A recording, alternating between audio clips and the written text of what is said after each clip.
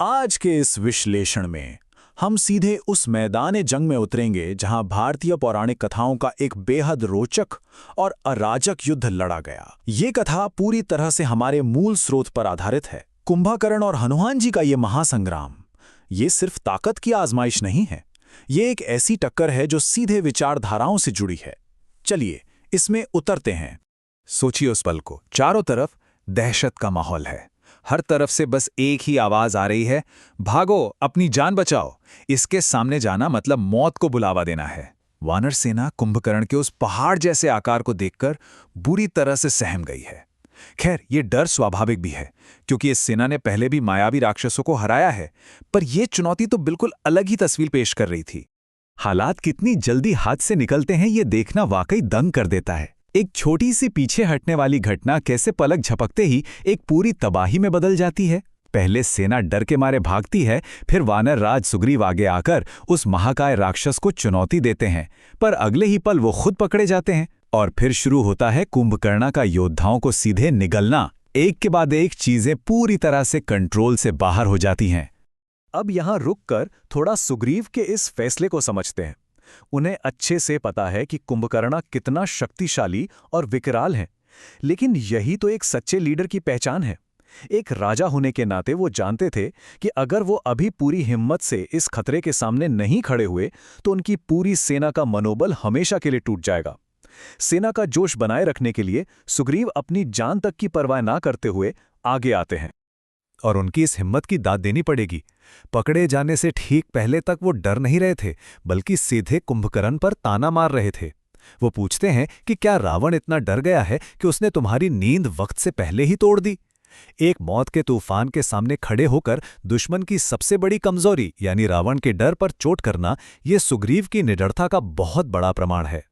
लेकिन फिर कहानी अपने सबसे अंधेरे पड़ाव पर पहुंचती है। सुग्रीव अब कुंभकर्ण की पकड़ में है, उसके पैरों तले मसले जा रहे हैं। तभी वो राक्षस एक रोंगटे खड़े कर देने वाला सवाल पूछता है, दुष्ट वानर, अब तुझे कुंभकर्ण से कौन बचाएगा? ये एक ऐसा लम्हा है जहां लगता है कि बस अब सारी उम्मीदें ढेर हो चुकी हैं।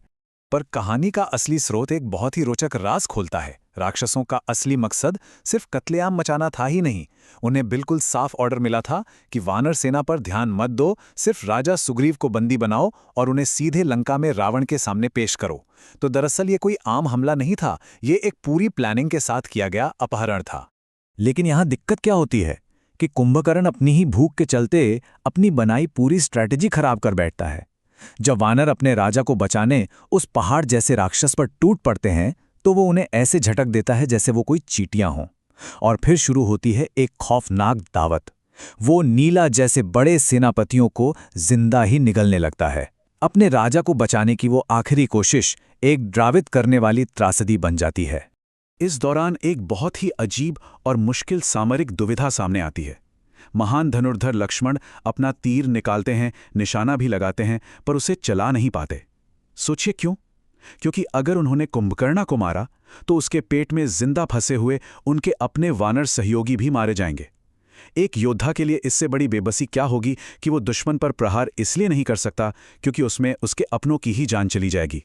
इस पूरी उथल-पुथल और अराजकता के बीच अनुभवी जांबावान एक मास्टर स्ट्रोक खेलते हैं। वो समझ जाते हैं कि अब एक अलग रणनीति की जरूरत है। वो तय करते हैं कि बेहोश सुग्रीव की रक्षा की जाए, जबकि महाबली हनुमान सीधे उस राक्षस से भिड़ने जाएंगे। जो कुंभकर्ण इस पूरे युद्ध को एक मामूली बोझ समझ रहा था, अब उसका सामना सेना के सबसे बड़े रक्षक से होने वाला था। और फिर आता है इस कथा का सबसे बड़ा टर्निंग पॉइंट। एक भयानक गर्जना के साथ हनुमान जी रणक्षेत्र में आते हैं और सीधे कहते हैं, मैं राम भक्त हनुमान हूं, मैं एक भी वानर को तुम्हारा निवाला नहीं बनने दूंगा। ये एक ऐसी ललकार थी जिसने उस पूरे मैदान की हवा ही बदल दी। जो निराशा कुछ देर पहले तक छाई थी, वो तुरंत एक गौरवशाली चुनौती में बदल गई। ध्यान दीजिए, यहां इस पूरे विश्लेषण का सबसे अहम वैचारिक बिंदु छिपा है। ये सिर्फ दो ताकतवर योद्धाओं का आम मुकाबला नहीं है। एक तरफ कुंभकर्ण है, जो अधर्म का प्रतीक है, जिसकी ताकत सिर्फ उसके आकार, पाश्विक बल और कभी ना मिटने वाली भूख पर टिकी है। दूसरी तरफ हनुमान जी हैं, धर्म का प्रतीक, जिनकी शक्ति उनकी अनंत भक्ति, सच्चाई और ईश्वरीय आत्मिक बल से आती है। हनुमान जी का जवाबी हमला देखिए। वो उस दैत्य को उसके वार के बीच में ही रोक देते हैं। पूरी ताकत से उसका हाथ पकड़कर एक ऐसा भयंकर प्रहार करते हैं कि खुद कुंभकर्णा को भी इस बल का सम्मान करना पड़ता है। इस एक जोर की मार से उस राक्षस को वो सारे निगल हुए वानर योद्धा उगलने पड़ते हैं और इस तरह उन सब की जान आकार में छोटी लगने वाली पर विश्वास में अटूट शक्ति के द्वारा बचाई जाती है।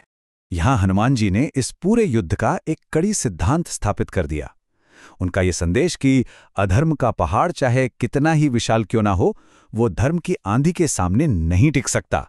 ये साफ दिखाता है कि सिर्फ शरीर का बड़ा होना उस ताकत के आगे बेअसर है जिसके साथ सत्य और धर्म खड़े हैं। ये जंग सिर्फ हथियारों की नहीं, बल्कि सच्ची आस्था की दृढ़ता की भी है। और इनके टकराने की गूंज ऐसी थी कि इसका असर इतना भयंकर था कि दूर लंका के महल में बैठे रावण को भी जमीन हिलते हुए महसूस हुई। पर विडंबना देखिए ना, रावण उसे भूकंप समझ बैठा और गलतफहमी में खुश हो रहा था कि उसका भाई कुंभकर्ण आसानी से वानरों को कुचल रहा है। सत्ता और अहंकार में डूबे लोग अक्सर जमीनी हकीकत से कितने अनजान रह जाते हैं, ये बिल्कुल वही स्थिति थी। लेकिन मैदान में कुंभकर्ण के सहयोगी महोदरा और महापर्श्वा इस हालात की भयानकता को फौरन समझ गए थे।